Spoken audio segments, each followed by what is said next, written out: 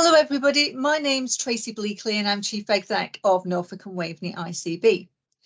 But before I joined the NHS, which was back in January last year, I worked in the voluntary sector and I worked for 6 years as Chief Exec of Hospice UK. Hospice UK looks after 200 hospices across the country. But within that, we had 200,000 volunteers, so an average of 1,000 volunteers per hospice. And quite simply put, hospices could not run without volunteers. Now, they are everywhere in the organisation. The minute that you walk through the door of the inpatient unit, you'll meet a volunteer, at least one at reception. You might meet one in the car park. You'll meet them throughout the hospice, helping with teas and coffees. You'll go out to a hospice shop and you'll meet volunteers and they might help you find a nice new dress to buy, but they might also talk to you about the hospice services as well. There'll be bereavement support counsellors out in the community. There'll be people knocking at your door in the evening, talking about buying a hospice lottery ticket, people running events. It's almost endless. And one of the nice things about volunteers is what it gives back to that community as well.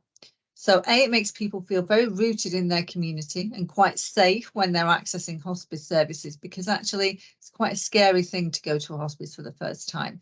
People almost think it's about accepting dying, but it's also about living and living life to the full. So seeing people who are part of your community means a lot to people. And often if you're volunteering at a hospice, you've had some experience of hospice care before. So you may have faced the death of a relative and therefore you're talking to people who've understood what you've been going through. But also volunteering really helped people who were trying, for example, to get on the employment ladder. So we saw so many people, potentially people who had learning disabilities or mental health challenges, or for some reason didn't have the confidence or felt they didn't have the skills to get into employment, could get a volunteering job. But that wasn't just about doing something that was de-skilled. Actually, they were working with the hospice to put together a career plan, to learn certain skills, get training on the job as well, or have some management experience sometimes, work in different sectors. So they might be working in retail, they might be working in hospitality, they might be working with the public on events, whatever it might be, but then support to get into a paid role, which is really important for people. So many people find their feet through volunteering.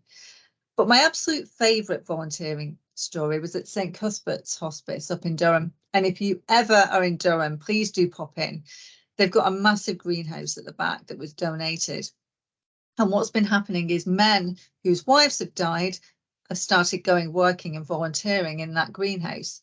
And they support each other. Men sometimes find it difficult to talk about grief, but actually by going and growing plants, they're talking to each other, supporting each other through quite a difficult time, and also doing something they enjoy. The greenhouse has sort of become a place where they're bringing plants back to life. So it's quite nice. They're finding plants that people have thought were dead, no point, this is over, and they're bringing them slowly back to life. They're growing amazing vegetables. They're growing the most fantastic plants. It's absolutely beautiful. But what they're also then doing is creating apprenticeships for young people going into gardening for the first time. And they are really enjoying, as older men, looking after some of those young boys coming in, boys and men coming in, learning the new skill from them, and then going on and seeing them become gardeners themselves. And it gives them a real sense of pride. So I'm absolutely wholeheartedly behind volunteering. It gives so much to everybody involved. I think we've lost a little bit of that through COVID. People have been a little bit nervous about putting themselves forward, and some of the risks as well about going and interacting. And now as we're living with COVID, I hope that we can attract more people back and really think about volunteering. There are so many different opportunities. It can fit in with your life. You can make some great friends and learn some new skills. So why wouldn't we do it? So absolutely from me, I think volunteering's great. Really hope to do more of it in the NHS as well. Absolutely support all of our employees to go out and take up volunteering opportunities. Thank you.